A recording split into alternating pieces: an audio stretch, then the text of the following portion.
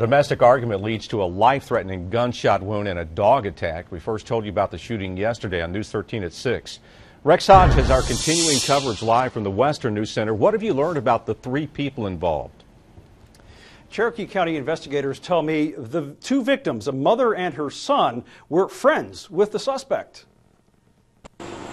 It was about 8:30 Wednesday night in the Peachtree community when the Cherokee County Sheriff's Office says a single gunshot broke the silence of the otherwise quiet neighborhood along Cornwell Lane.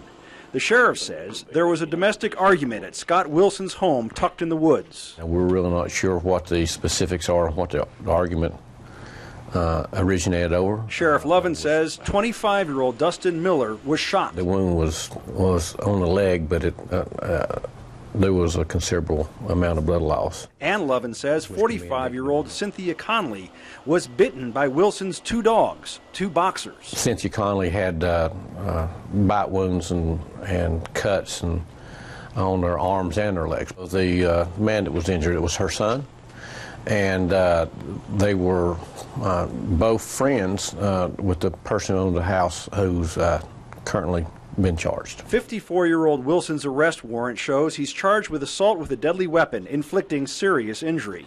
That weapon, a .38 revolver. The sheriff says the argument started inside the home and continued outside, agitating the dogs. And he says something else contributed to the chaos. There was alcohol involved. The 2 men had been drinking. Not so sure about the woman? No, not this time. Lovin says the investigation is ongoing. Cynthia Conley is in fair condition, but Dustin Miller has been in critical. If that changes for the worse, the sheriff says more charges could come. It would change the complexion significantly.